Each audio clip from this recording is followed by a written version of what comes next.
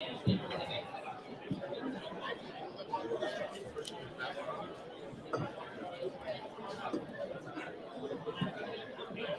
right, you guys ready? Okay, let's get started.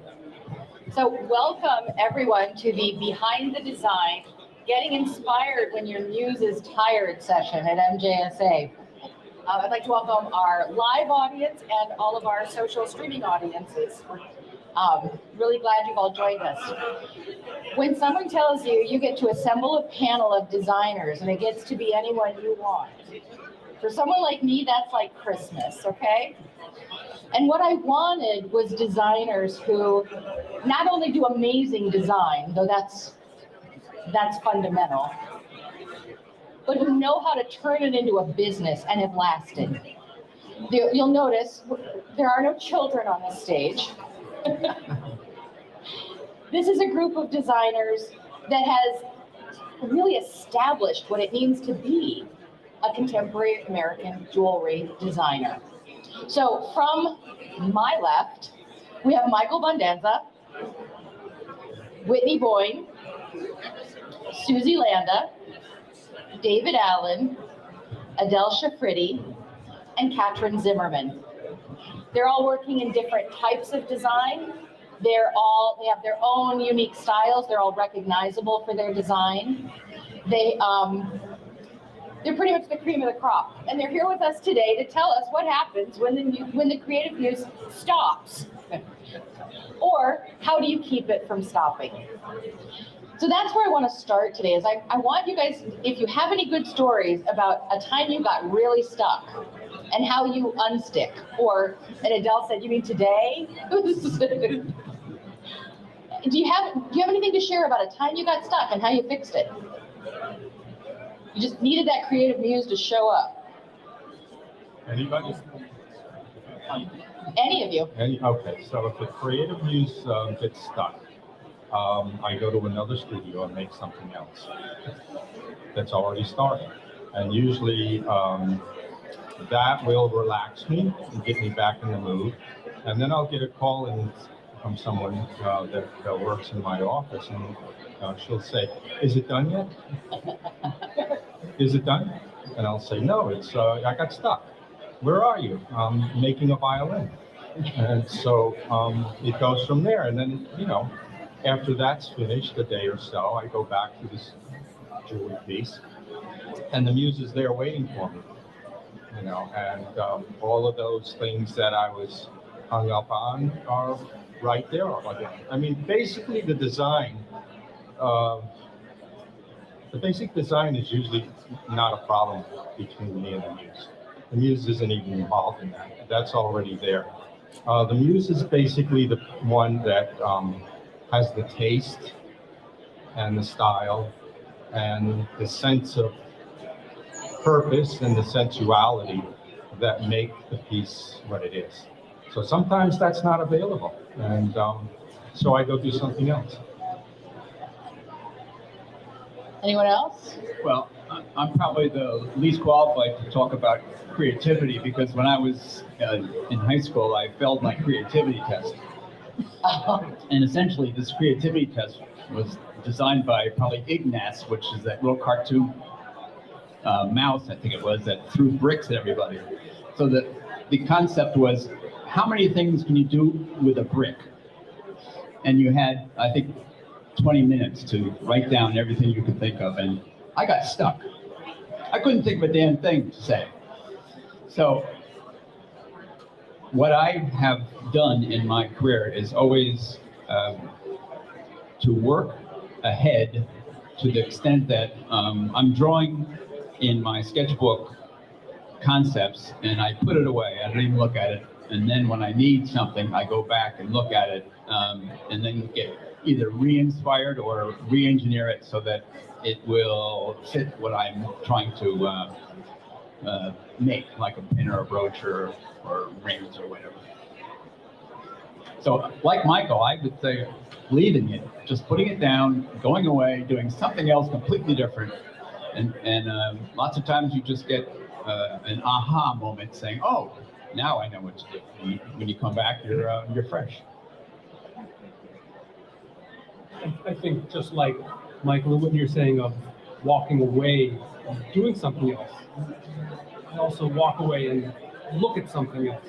There are other things that inspired me to be a designer before finding jewelry, in particular architecture, furniture design, interior design. So when I'm stuck on a piece or a larger concept, I go back and I dive into my first loves, and I generally find a particular element that inspires me, and I will spend time reinventing that in my mind, reinterpreting that in my mind, when I bring it back to that piece or that project that I'm working on. And I find that really helpful. So you get out of your own head as best you can, and bring back the things that got you excited in the first place.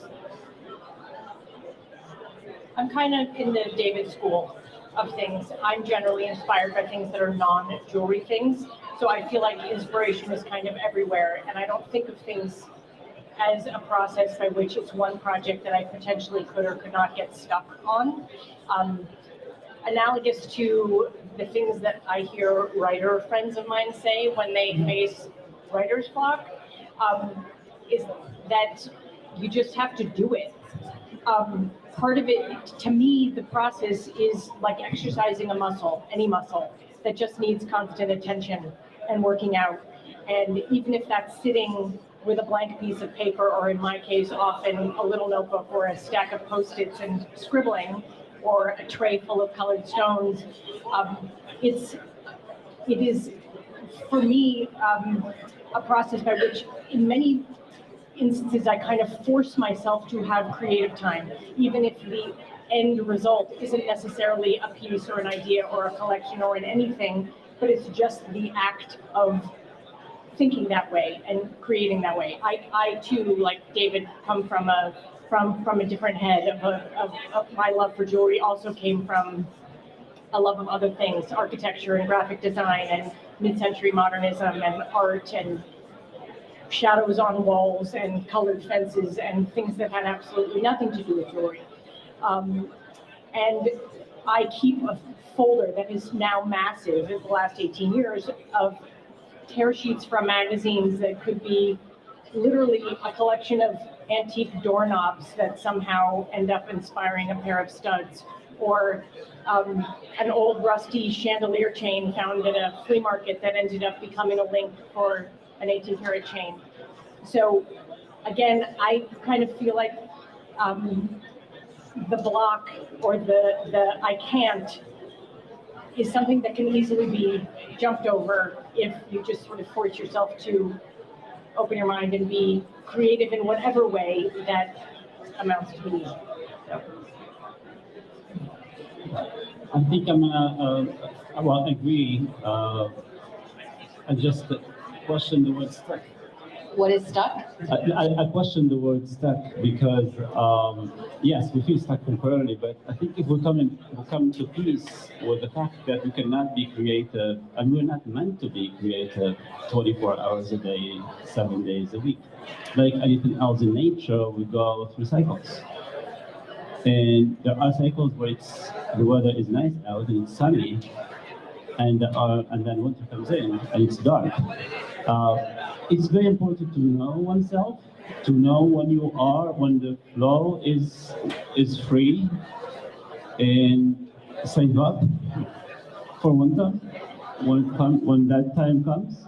So yes, everybody, I think I agree. Like Susie, you have drawers full of Post-its or pictures or scribbles, or if you use digital things, you can use Procreate or anything to just when it's sunny out, just do what the squirrels do. Gather as much as possible, put it in a drawer, and then when it's dark, go dig the holes and elaborate on those and turn them into prototypes and see how you can go to the next step, because the next step doesn't need you to be creative. You don't want to be creative all the time.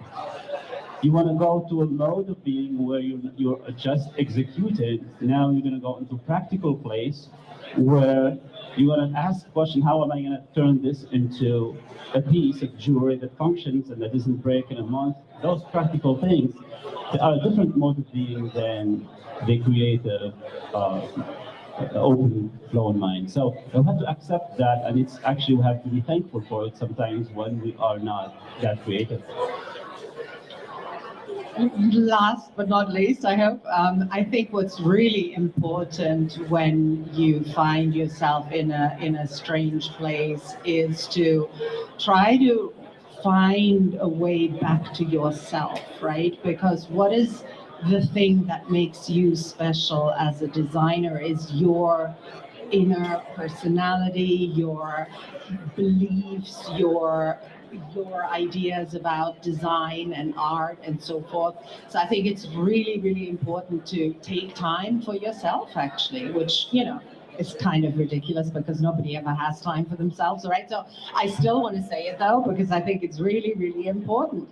And I personally have found a very interesting spot, and I think that's being, a lot of research is being done about this, about when are you truly creative? And it's this little sweet spot, for me at least, between a moment where you've done all the things that you need to do and you're almost bored, but you're not quite bored. And that is the moment where suddenly the brain goes off and all kinds of ideas come to me. So it's a little hard to make that happen on demand, but that means you have to build in time for yourself, I believe. So I hear you all speaking to some level of both authenticity and discipline. Like I hear that coming through in what you guys are saying, being authentic to your vision and discipline to just keep pushing or to know when to not push. It's more like truth to the vision. It's more like what? Truth to the vision Ah, rather than authenticity. explain how you see the difference. It's because authenticity is almost specific to one kind or two kinds of things. Truth is universal, and it's more all-encompassing, and it applies to everything. So And how do you know when you're there, when you're seeing it? when you just know because you're feeling good, and you don't have anything to make excuses for, and you feel right about it. And everybody here probably has the same sensibility. When you see it coming true, it's working for you. If not, you take a break, or you abandon it and start something else. It's not a complicated thing, but it's something you have to feel. It's also like an athlete, as you were saying. You know, you really have to exercise it. You really have to fill your creative spirit with things that you've thought about or drawn, or in order to exercise that muscle, in order to get performance when you need it. So it's not something you can call on willy-nilly. You've got to really live it. And then when you get stuck, your head's filled with all sorts of solutions, but none of them seems to fit. And if you really get stuck, you go away for a while and you do something else. As I said, you relax your mind. And when you come back, you're looking for that happy accident. You're looking for that amalgam of all those thoughts. When I'm designing, I'm thinking, oh, that could be neat. Let's put that in there, and then let's put this in there, and let's put that in there, and you end up with this massive stuff. And you go away, and you come back, and you throw out 3/4 of the stuff you were thinking about, and then you get to the point where it's, oh, okay, that's what I wanted. That's the truth. So, and that's Michael's truth. Yeah. It's also about the skill levels, and everything. Like when I start a project, it's an idea and it's already there, and I have to draw it very, very carefully. I mean, very strict drawings, two sides for the most part. I do sketches, then I do a little better sketches, and then I take notes, and then I do an absolutely perfect mechanical drawing if it's something important with every angle. And that's the process that I work through, because when I'm drawing that, I'm working out how it's going to be put together, who's going to put it together, when's this and that polished, when do I set the stones, what are the temperatures that I need to know, between all the different metals, if it's 2 or 3 metals that I make. All of that is in my brain already after the drawing's done. Then I can go and start it myself, or I can put it in CAD or whatever I want to do. But then the guys that work with me, they have to know the process. And over the years, they've become incredibly good at doing the right, sequence of things, so that everything never goes perfectly, but it goes 99% of the time. Most of the time, if we've practiced what we do. And we all work as a team. So everybody knows everyone else's skill level and what they can and I wouldn't say can't do, but one guy's always better at like that, and he likes to do that, And some things I don't like to do at all, And I polish really well, and I wind up polishing 90% of the things because polishing for me, the process is part of the put together stuff. It's in the works. It's not wait until it's done. It's done along the way in a certain sequence. So I want that to be perfect, and I want everything to look right when it's assembled. So I wind up sitting there, split lapping literally every damn thing on the piece because I do it better than them. But then they have better hands now than I do, and they solder better, and they see better, and they whatever. So all the temperature ranges that we use in a piece are already in their brain, and they know how to go through that process. And that's design. That's not manufacturing. That's already in the design. That's how the design is how it functions also and how it feels. And that's where the Muse comes in, because there's always a warning label there, right? It's got to look right in the end and feel good. Well, I know a lot of people that can't find a decent polisher, Michael. This table is killing me. I'm coming around so I can see your faces. Michael, let's compare thumbnails later. I'm the polisher too. I love it, and it's so important. And you bring up a great point about the technical side of things. That I agree with you 100% that it is a huge part of your creativity. But I find in my mind, at least, that the aesthetics, the look of the thing, being one side of the design, and the technical side of things is a completely different part of my brain, at least, that I need to tap into to kickstart and fire up that part of my design mind. And we talked before, a lot of us, about how we go to something that we love and that inspired us to design. I think the beauty of a thing is very different than understanding how to design the technical side of something. And that completely knocks me out sometimes. I just can't find a way to do something. And I don't look after anything to help me fire that part of my mind up again. That's where I need to be dead quiet, in complete theta state, where I'm not thinking of anything in particular. And that's quieting your mind as much as I possibly can. And I find that happens oftentimes when I'm driving, when I'm doing something that's just habitual for me. I know where I'm going, I know what I'm doing. Something really simple.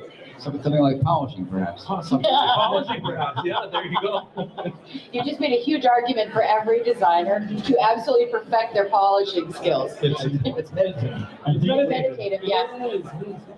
I think we've been these are great points that hover around the one main principle, which is the balance between it, always of balance and effort and watching. There are times where you put yourself in condition, you do the work, you draw or you sit on the bench, but there are times also where you have to sit back and just give yourself, like what we were saying in the very beginning, you sit back and see what happens, what comes to you.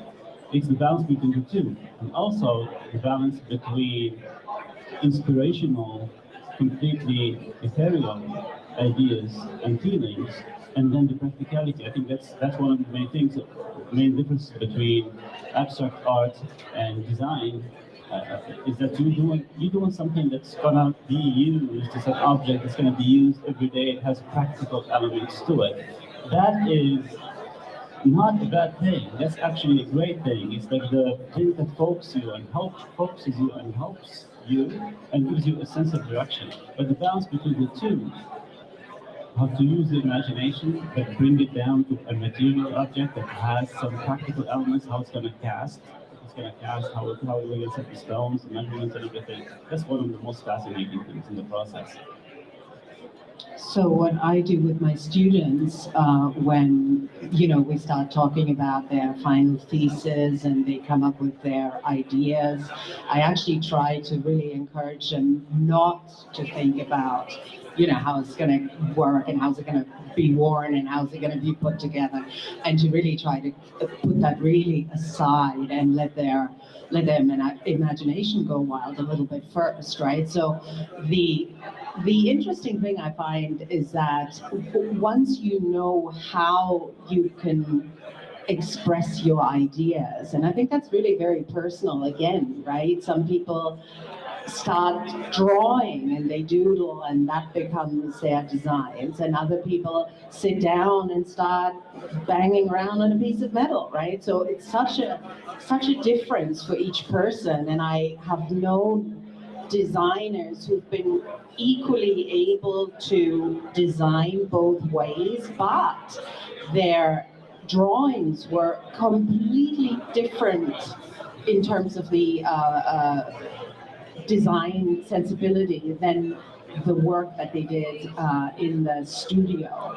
So again, right, you have to find what works for you and then go for it. I think that certainly is true. You've got to just do. You have to just do. Just put everything else aside and get into either the studio or to your desk and just go for it.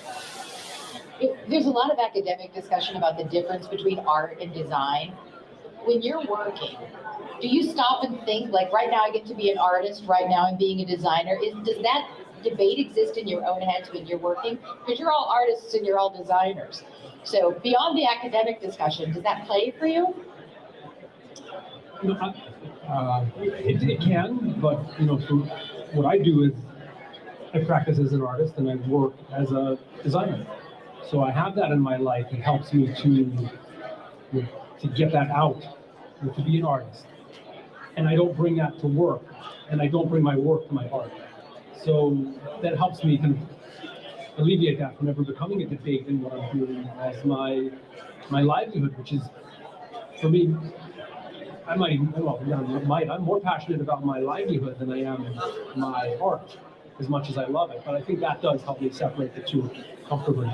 And jewelry is art, I think, to the user and the wearer, at least more than it is, at least for me as the designer and the maker. We hear from our clients all the time, this is a piece of art, and I thank them for saying it. For me, it's not. It's a creation. It's a little different. I don't really consider myself an artist. I consider myself a designer because it's applied art, if you want. I mean, that's a big discussion, but there's a purpose and a goal and an end result. And with art, it's more nebulous. You just sort of do stuff. But for me, it's a very purposeful and deliberate act to design. Mine too. I think that the relationship between art and commerce is inextricably linked, especially when you have a small business and you have to wear many hats, or in my case, almost all of the hats. And I've never fancied myself an artist. Like I always kind of turned around to see if someone was referring to someone else standing behind me. It just always felt kind of pretentious and not really me. I guess I was always a creative person, and that's what I hung my hat on and felt like, wow, if I can create things that ultimately someone wants to buy and wear, that's successful. And kind of relating to what others have said too, I do think in response to what Michael said about knowing your skill set, that really informs the work ultimately, kind of what you're good at and what you're comfortable with. And although I don't sit at the bench anymore myself, I was trained that way. I took every conceivable class, from metalsmithing to wax carving to all of it, and learned fairly quickly that I'm going to acknowledge what I'm good at and what I'm not good at, and leave the fabrication to someone who's a hell of a lot better than I am. But the bonus for me was that in learning the rules, I learned when I was comfortable enough to break them. And learning the technical aspect was so important, something that I fought in every class because I was impatient and I didn't want to work in silver because I don't wear silver, and I immediately wanted to work in gold and in higher end materials, and it was a real internal fight for me in taking classes. But the bonus is that now, as someone who supervises other people doing my designs, I still come to it from an educated perspective with respect to weight distribution of an earring, or what sizes or shapes or things work well together, because ultimately someone has to want to wear it, feel comfortable in it, and spend a significant amount of money on it. So for me, I always recommend, even to young designers, to any designers, go take a class. I mean, really, even if you're not really planning on ever sitting at the bench, but to learn some of the fundamentals about how things are put together really inform the creative process, for sure. What feels doable and not, what feels right, what feels comfortable. Those things are so important. I would always pick the hat of a designer with no hesitation at all. For me, it's not. For me, being a designer of course, has a creative side. The creative side is not even it's not only artists or designers. Everybody can be creative. Creativity is everybody. Everything should be creative. But being a designer for me is like bringing all that feelings or ideas down to earth. That is the most fascinating part of it. Is that when you take that and instead of, and I have another perspective, of course, for artists, but you take it further than just an abstract idea. Now we're going to make it something that is physical. One of my biggest inspirations is my grandmother's silver jewelry. She's like, I grew up, this has nothing to do here, so you have to really stretch your imagination. I grew up in Tunisia, and my grandparents are from the northwest countryside, so we're talking about different, almost like you have to get on a time machine. But the feeling is exactly the same that I see in the front show in Colorado. It's that you light up when you put that pin on her, or that beautiful silver pin, or earrings, or a necklace on, and it lights up your face. It makes you feel so good about yourself.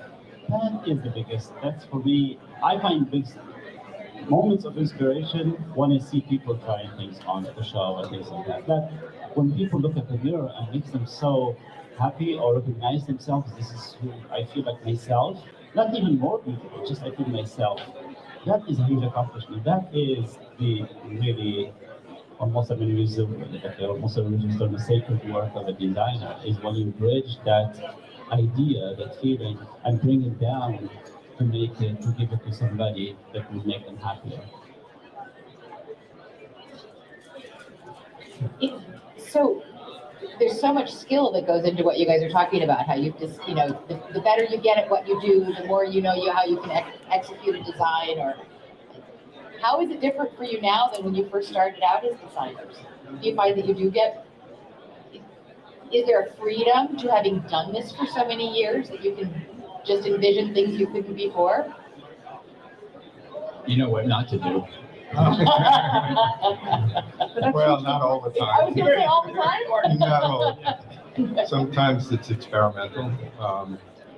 It's like every day is a new day. You have a lot of background and skills, and a staff that has a lot of background and skills, and that wasn't always the way, but most of the guys have been with me a long time. And now we're a smaller place. So we do, fewer things that just keep it going. But it's basically the same. You walk in, at least everybody goes in every day, and it's always challenging, and it's always a new day. But the skills and the upkeep of all the things that we work with is really important.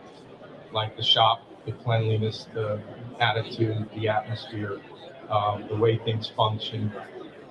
how you keep it, you clean it. All of those things work into the final product, because some little slip up or some little thing that you didn't take care of creates a disaster in a very important piece at some point. Or, I do a lot of things myself. I used to set literally every stone almost for a long, long time. And even the more important stones, which I probably shouldn't have been doing, but I figured it out and it worked, and I got lucky. But after I realized the values and, like some of the people, I never saw the inside of another shop, literally, except one shop I was allowed to go in when I was doing all the work for all those stores. So nobody ever wanted to show me anything or really tell me anything. And if I did go into one, they would literally cover their bench with a towel, because it was the old way to do it. You didn't show somebody what to do. Well, that theory for me was like nonsense, because the minute somebody comes into my shop, they literally have to know everybody's job, because they have to appreciate what they're getting from the guy before them, and they have to make sure he does it right too. So it's a chain reaction. So that worked really, really good for making lots and lots of pieces. We used to make hundreds and hundreds of pieces of silver and gold jewelry at one point. Thousands of pieces actually. And then the platinum and gold, or the platinum and the platinum and gold, got even more complicated. And those guys skill level, along with mine, had to go up. And that was all experimental stuff on my part. And then making sure the team, knew what their job was, and then they had to know what everyone else's job was. But I still, at that point, I had a really good polisher. So one of the stores offered him a lot more money, and he went there. But I was already on my way to another direction at that point. But that's the way. I don't know. I never worked in a shop, a jewelry shop. I never saw a jewelry shop. I grew up as a carpenter. And I swept the floors and did things like that. But I saw a shop that functioned at that level as a 12, 13, 14-year-old. And I watched this guy who was an ex-Army sergeant who was good at his job create a shop that really worked well. So I just saw that, and that was my motto. There are significant differences, though, to what's happening in the world of art and commerce today versus when all of us started, and that is social media, which has changed things so unbelievably dramatically. I was a very late adopter, as I was, years before with the cell phone. I didn't want to succumb to the pressure of doing it. But now, when I first started, we would make things, wait for the trade show, present them for the first time. Maybe we got mentioned in a couple of trade magazines in advance of the show, but we kind of were presenting blindly and crossing our fingers that people would embrace what we had just spent God knows how long creating. Now we have this incredible avenue toward a potential audience where we can experiment and kind of throw things out there in the universe and get a response. It's like the greatest focus group in the world for free, where there have been times where I have been surprised in both directions with how much people responded positively or negatively to something that I put out there. Not because I wanted an opinion necessarily, but I was kind of curious, and I'm always trying to kind of engage that audience and increasing the audience. And it has inadvertently ended up changing direction creatively sometimes. Like, wow, people are really responding to this concept. Maybe I need to dig a little deeper there. We used to operate much more blindly. Vacuum. Yes, than we do now. Is that social media? Were you going to add something? Well, just to piggyback on that idea is that when we're talking about inspiration here, one of the new things that also we are that is different now is that we are more exposed to each other's work. If you look at the history of art, for example, you don't find a single artist on their own. You find schools of art because they help inspire each other. Now more than ever before, you are exposed to everybody else's work in your lifetime, in your environment, and you all picking up on the similar signals and translating them into aesthetic expressions in a similar environment. So it's good to see what everybody else is. Even though sometimes it's good sometimes to go away for a few weeks or a month and not see anything. Well, I know I was surprised when I got to jewelry, and I was a late comer in 1995, and found out that I'm not going to take pictures and put it on the internet. Someone might see my work and copy me. That was the prevailing notion in the late 90s to early 2000s. And that has changed. Sorry? It's still a It's problem. because everybody did copy. Everybody did copy They still it, do. yeah. But you guys kept just compliment. designing past it. You know, that, sure, they copied you, but they couldn't be you, so they couldn't keep creating like you created. But do you find the social media or the constant input thing stifling too, or is it, do you have to tune out the noise? I don't pay any attention at all to that. No? No. I don't look at it, One of the first stores I tried to sell was Henry Bendel. They're out, I don't think they're there anymore. I haven't been up that way. And the first one I did sell a few things were Edward Faber. So I made a collection of things that I thought I could sell. Went into Henri Bendel, and you sat on a little front row of chairs in the hall. I don't know if any of you got that experience. And you waited your turn, and everybody went in and showed the buyer your stuff. And I go in, and she looks at it, and she says, "No, that's not for us." So she said, "What's this? What's that? How much is this? Whatever." To be polite, I guess. And she said, "No, it's not for us. Why don't you go upstairs and look in the store and see what we do?" And I was a little intimidated to go up there and look in the store, but I did. So I went up there, looked in the store, wasn't very impressed. So I said, well, I'm certainly not going to do this. I'm going to do what I want to do. So I went back, and about a couple of weeks later, I went back in there, and I waited on the chairs, and I went into this. She looked at the stuff, and she said, "You don't get it, do you?" I said, "What are you talking about? What do you mean?" She said, "Did you go up in our store and look at our stuff?" I said, "Yeah, but I didn't like it." And she flipped out. She said, "How much is that belt buckle?" I used to make a lot of belt buckles. And I said, $85. And she said, "I'll give you $85 because I like that belt buckle for myself." So she gives me $85, takes the belt buckle, and she says to me, "I never want to see you again." Literally. So I walk out of that place, and I walk down Fifth Avenue to Edward Faber, and I tell him what happened. And he said, "Cartier is looking for some silver jewelry. Why don't you call them? Actually, here's a number. Here's a phone number. Like, call this number." So a woman picks up, and her name is June Schaefer. She's the gold buyer. So I tell her who I am, what I did. And she said, "Well, I don't buy silver jewelry, but I'll put you through to Mr. Smith. He buys silver jewelry." So it wouldn't happen today in today's world, because they probably don't even have phones that work like that anymore. So this guy picks up, and I tell him what I do and belt buckles and all of that. He said, "Oh, it sounds interesting. Can you come in on Wednesday morning?" So I'm like, whoa.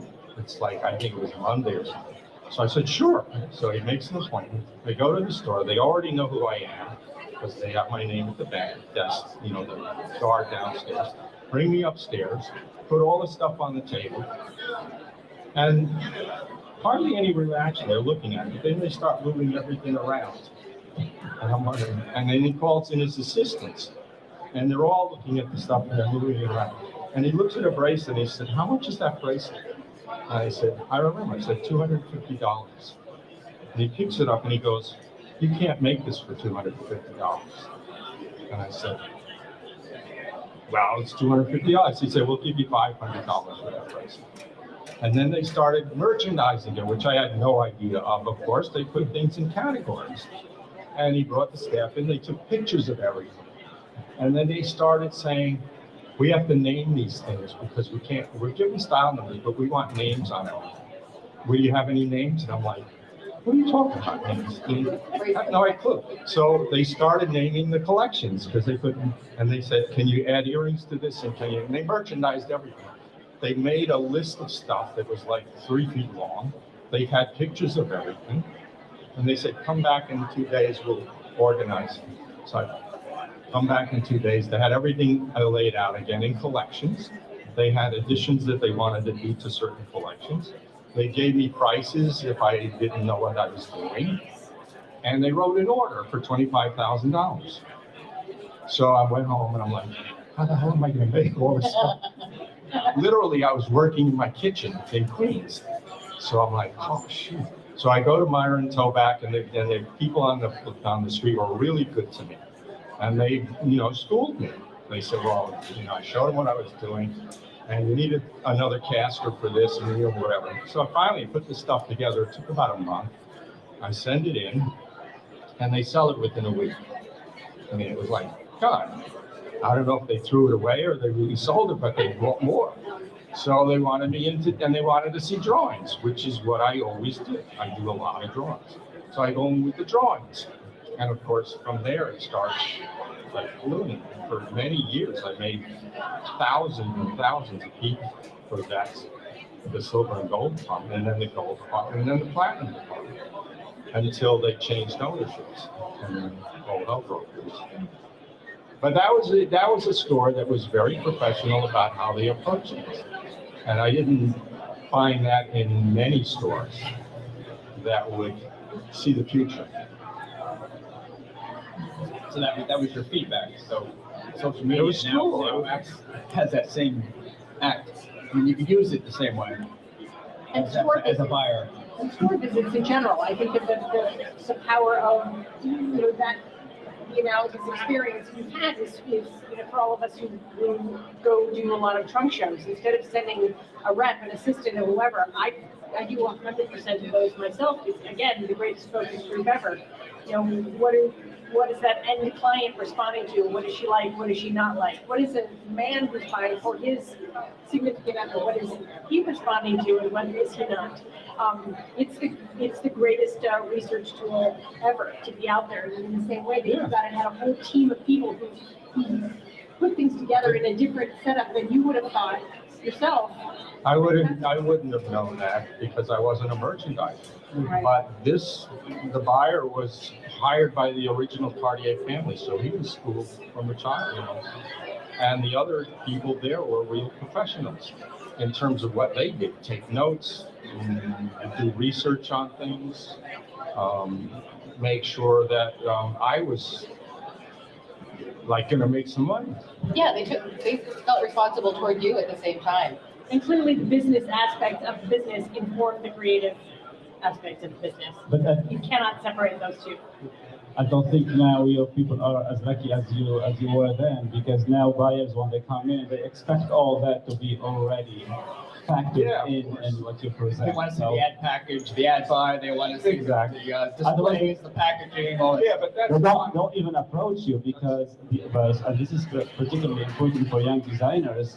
There are certain things, and also the good thing is that information is more available now if you do some research. But for young designers, you have to put your act together and get yourself prepared with all those aspects. The good thing is that if you get that out of the way in the beginning and get yourself in fact to think that in that particular way, collections and names and price structure, and know exactly your cost going down and everything, then after that it gets easier, not more difficult, because the bigger your business gets, the more difficult it is to install a system. But if you have a system from the beginning, you only gonna expand that system. But if you have a bigger business and you have no system, you have a chaos. So it's good for the young designers to start think that way in a systematic manner. But it is challenging because the discipline of design is not the discipline of merchandising. And so it's important for people to realize, if I'm going to go out there in the world as a designer, I'm not just going out as a designer, I'm going out as a merchant. With different training, different wiring, all of it. Plus, when your buyer says, "I like this bracelet or necklace, fill out the collection," you've got to come up with a pair of earrings, or at least 2 or 3, and you got to have on the ear, off the ear, and that's when the creative blockage really comes in. Like, oh my God, you can't just take the design and stick it on the ear. You've got to alter it some way to make it. That's the significant part, though. And to me, it was the easy part, making the collections, because I had thousands of drawings. I had already done all that stuff. I mean, still have some books from those days, and I'd go back and I'd add to it, and I'd add scale to it in terms of, because who knew how much of, I didn't know how much a drink would weigh if I did this, that, and the other thing. So I had to they wouldn't know that either. So I had to go look at some things that made sense. And Edward Faber would let me look at anything I wanted to see. He knew I wasn't going to copy anything, but at least I knew what the balance was. So it's literally, I went through college, paid my way through college and other things as a bricklayer. So you knew what to do with the creativity thing. What you do? You said bricklayer, right? Yeah, When did you know what to do with the brick? I had no idea what to do with brick. I was literally, I had to, make a living as a college student. So that was a great paying job. I think it's really important for young designers, especially though, to be really careful who they actually listen to, right? There's this idea that you want to listen to what people tell you because you want to be responsive and all of that. But I think it's really key to also make sure that the person that you can't listen to everybody, right? You can't listen to every buyer telling you to go in this direction and that direction, bigger and smaller and more expensive and less expensive. So I think one of the things that I would love to say to the younger designers is make sure that you know who you're actually listening to, and make sure that that person that is giving you advice has some kind of track record too, right? Because very often a similar thing happens where, people tell you, oh, it's just a little too expensive, and then you start making it cheaper and cheaper and cheaper, and then in the end you realize they weren't ever going to buy it anyway, right? So be careful who you listen to, but then the people that are truly good muses, in a sense, are amazing. And one of the people that I find extraordinary, and I know you guys, I think, all work with her, is Mary Helene Reinhold, right? Who is just Mora, rather, from Reinhold Jewelry. Absolutely, right? worked very closely with her. Amazing. She completely understands. She gets the point of view from the artist, and her advice is always a positive mentoring type of advice, not a sort of this is too expensive. And She's also the consummate merchant, though. yeah, She knows how to merchandise her store. She's not waiting for somebody, and she's not saying just do what we do. yeah. So work with merchants if you can find them. I think everybody else here sells to retail stores, right? I do not. We make jewelry for private clients, and it's just struck me that we all have our muse, if you will. Each and every client of ours has to be our muse while we're doing the job for them. So I respect what everyone said, and I agree with you wholeheartedly. Yeah, you need a merchant, you need a person to take advice from. I was discussing earlier today with when do I get blocked? I don't get blocked off from creatively, thank goodness. And I get blocked from two things. One, from being too busy to have time to create. And two, when I have a client who wants something that I just can't wrap my head around. Dolphins, koalas, things like this, right? Which is not my wheelhouse. So this is my biggest creative block. And it's that I find to be difficult. You have to find a common stream of consciousness between what your client wants and what you know as the person they came to make them something special will be beautiful. It will be beautiful to them, not just today because they happen to have a thing for koalas right now, but when they'll look at their hand or their body in 10 years, they'll love this thing as well. It's also okay to say no. Oh, I say no all the time. But that's for their best interest, not well, it's a little self-serving because I don't want to make animals, but it's also for the client that I want to make sure that we're creating beauty for them that they will always appreciate. So I guess for me, that's the biggest challenge I have as far as, your muse beating you up, is you have to find a way to coexist beautifully together. And thank goodness we find a way to do that.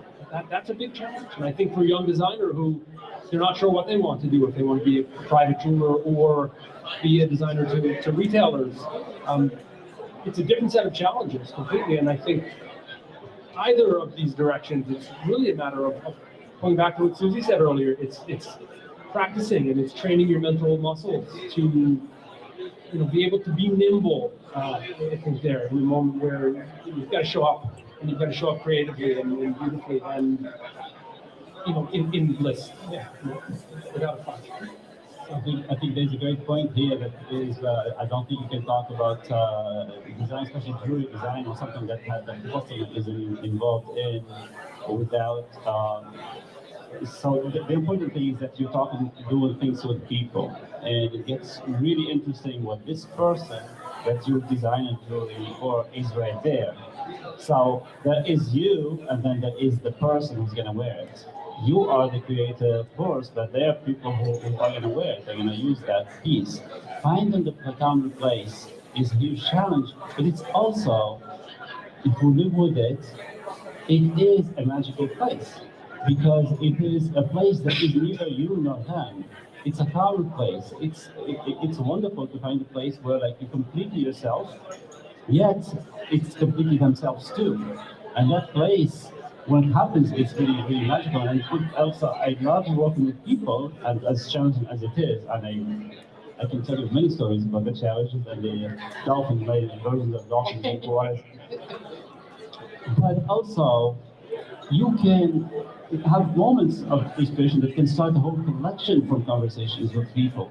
It can spark in you that willingness to compromise and understand where they're coming from and really appreciate that moment. It really could be a huge door to a big opening for it could be a collection of it could be a source of ideas. Almost that moment when you reach that common ground with one another is almost as exciting as the moment you put the box in front of the client and you see the piece for the first time. It's this relief. It's this exciting, super exciting moment where you know you've connected with one another, and you just feel like you might not get there sometimes, even though this person came to you because of you to begin with.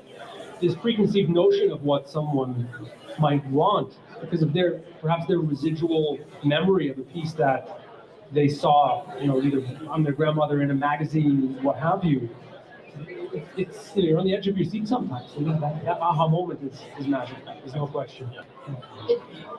Do you feel like you have to protect your design vision from getting too pulled into somebody else's vision of what they want your design to be? Yes, resoundingly, yes. That's staying true to yourself. Yeah. How do you negotiate that, either internally or with the customer? Well, Well, if they say they want a Tiffany bracelet, you have to refuse. they go to Tiffany. Right. Yeah, for Because sure. Tiffany does it better than you can. Yeah, that's But, one of the things is when I look back on some of the designs, the most important thing is you have to know what not to design, what not to do. You have to throw out all the stuff. When you look back and says, oh yeah, this was done in 95, and I sold that in 96, and all this stuff that you've drawn that you thought was so wonderful.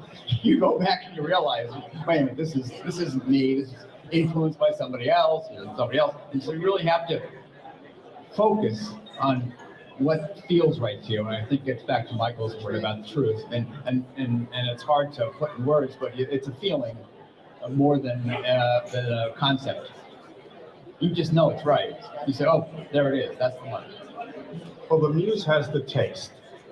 That's what you gotta trust. That is one of the statements Yeah, I'm when taking out you of see it, it's right, go with it, And if you're hesitant, I don't know, redo it. The Muse hits you. Don't allow it to go out the door. The Muse punishes you. The Muse will punish you. She's a mean muse. Yeah. Now, Michael and Whitney, you guys are American Jewelry Design Council members, and I know that AJDC does a project every year. You have to design to a theme. It's like just having to design something that's completely outside your normal design thought process. Does that help stretch you? Do you find a way to find your truth in something that you absolutely would not Like you guys are working on connection right now, right? Yes. Yeah, it's extremely annoying. It's annoying. It's just something Alan It's decided. like, I dread it every year. It's annoying for I Michael. do. I treat it like it's a challenge. It's fun. For me, it doesn't have to fit into my collection, or it doesn't have to be me. So I really like to look at it in a more lighthearted way. Yeah, I learned that lesson. When I first approached it, it was what can I do in a day, and that was my limitation. Like, here's the theme. What can I do in a day? So it didn't matter what it was. At the end of the day, that was it, and I turned it in. And then I got older and wiser, and so it's taken on a little bit more seriousness. No, not seriousness, but it's just taken on a little more emphasis. And I really do try and get out of what I do normally. I just finished the badge project. Let me tell them about the badge project. Go ahead, finish. So the badge project, I'm like, what the hell is a badge project? I mean, let's be serious. So I sometimes I don't do them because I just don't want to. And they still let me stay in the Design block. Design block. Design block. Yeah, whatever. And they're still friendly to me. But anyway, so this was the badge project. So I could not think of anything. The Muse wasn't there for me. It just wasn't for me. I mean, I think of a sheriff's badge or something like that. So I have a studio where I do woodworking. So I like to work in this purple wood, purple heart. So I started carving these things by hand. And one of them is like a leaf shape that I was making leaf shapes anyway for other designs. And I see the piece of wood in my hand, I'm like, I'm going to carve a leaf out of this. I mean, not a detailed leaf, just the shape of a leaf with a pitch, and let the wood speak for itself. Then I'm walking, I get back to I have it in my pocket, and I get to my jewelry studio, and I'm like, oh, what's this in my pocket? And like, I look at it. And Jerry, who basically runs my life in the shop, she said, did you do the badge project? Did you finish this? And you finished that? And I'm like, no, what the badge project. Yeah, I did. I go in my pocket and I got this leaf. And said, here's the badge. It's nature now. And I put a gold frame around it with a thing and some diamonds in it. So that's the badge project. So I got lucky. So when I was thinking the badge project, I'm thinking about nameplates and what you put on yourself personally to tell something about yourself or give you a rank or some kind of distinction. So I was back in Soho in the early 90s, and there was this artist called Rene, and he did I Am the Best Artist. Yeah. And he had a side of the building, and every week he would change it. So I loved him because every week it would be a different thing, and people would write on it saying, you are not, blah, blah, blah, all this editorial stuff. So my badge project was, I am the best jewelry designer. I made a badge. And then because I'm part of We took him seriously, though. because I'm part of a group of great jewelry designers, I made a badge for everybody in the group. So, and it's a series of changing badges. I am the best. He pays us to wear that badge, by the way. There's a royalty. Do the rest of you guys do projects that sort of like try to get you out of your normal design milieu, especially for you collection designers? Well, I think the thing that happens most often is a customer walks in and they have a stone and they have an idea of what they want to do, and the goal is to bridge what they want with what you want to do or what fits in your vision. And I think there's a lot you can do with time and some experience. Sometimes people that just literally see something and they indirectly wanted to make it. And you can just say, listen, you can go to the designer. I do the research for you. You can go to this designer and they will do it for you. But sometimes in good faith, people, they have a certain vision and they want to touch in it. So working with the customer to find a common ground, how to keep your own DNA in the piece, but also come in their territory and work with them and give them renderings or give them drawings to find a place is actually also part of the design process. isn't it often, I find that it's something, it's more about how that piece they're showing you makes them feel. And you have to dig that out of them. Because you don't want to make them somebody else's piece. You want to make them your piece, which is why they're sitting in front of you. So being a good psychologist is a big part of being a designer for the person. Well, for designing collections too, you have to understand what the public that you're serving with your designs wants. So getting that out of the person, or the Gen Pop, if you will, or Instagram, you know, the reactions you get from people. You have to be the psychologist to figure out what will bring that feeling to the person or people with the thing you're designing. Yeah, I'm not the only one who feels like a shrink when I'm with customers. I just looked at my watch and I was shocked to discover our hour is up because I could keep going. So I'm going to have to wrap this up, but I'd like to wrap it up by asking each of you to give an emerging designer a piece of advice. And it doesn't have to be about your muse, it could be anything. What's your advice for an emerging designer, somebody who's learning?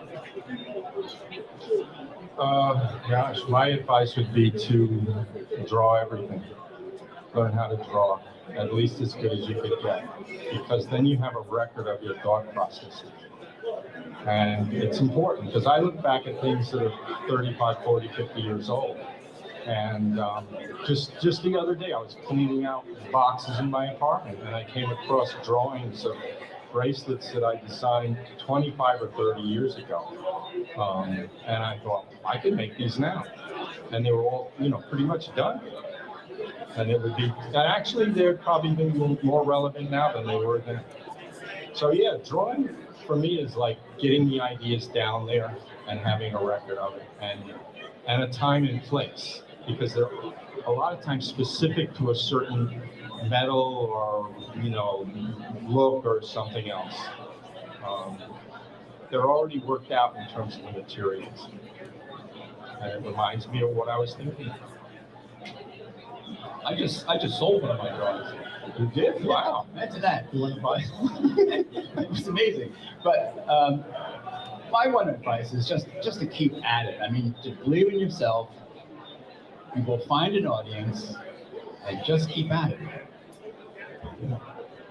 My advice is to keep collecting things that are inspiring. I happen to be, I guess maybe an anomaly, but I actually never look at other people's jewelry.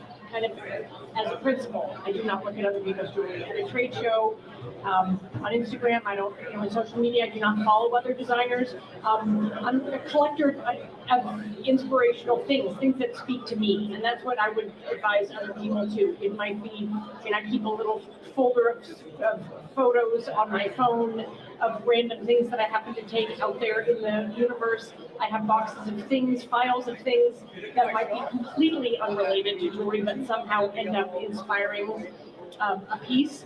So I think I always advise people to kind of keep their creative minds open, even if it doesn't seem as though the dots are connected immediately. Somehow they will at some point. That's a good idea. I'll give a piece of, let's call it future casting advice for the emerging designer. In 5 years, in 10 years, you'll be running a business. The best way to allow yourself creative freedom to communicate with your muse best is hire people that are smarter than you, period. That will allow you to do your job and do it well. I think that my advice would be to ground yourself as much as possible. Imagination comes and goes. You can be as free as you want, fly as far as you want, but if you're not grounded in the reality of who you are, what makes you happy, what makes you miserable, and the reality of what's around you. If you're going to start a business, the industry you're in, the reality of everything else around you, money, everything. That way, when you go with your imagination wild, you are anchored in the reality, not that any winds will take you down. Just ground yourself as much as possible. I would say always be attending, always go to the shows, try to meet the people, try to see who you can chat with. We are nice people, right? This is a small business and it's a small world. In the end, everybody gets to know everybody. And you've got to just walk up to people and introduce yourself and say, hey, I love what you're doing. Maybe would you mind if I stay in touch? That kind of thing gets you so far. And I'm just thinking about that. 10 years ago, I came to this very MJSA show, and it was just an event like this, and Patricia Medea, the head of Pratt Jewelry, was doing a show, and she was doing a panel, and I walked up to her and I said, you know, what you do is really nice, and I really, really would like to do that too. And you know, 3 years later, that's exactly what I ended up doing. So always go, always talk to people and be nice. It's a small world and we'll all bump into each other again. I want to. Uh-oh. To my mic. Uh-oh. You guys hear me? Let's see if I know how to hold the mic. Better mute the laugh now. I just want to thank all of you for being here today and for taking time to share what goes on in your heads, and for sharing your knowledge with other designers, because I don't think we have as much of that as we used to, and I miss it. So thank you so much, and thank you all for attending. Thank you, Andrea, very much for hosting us.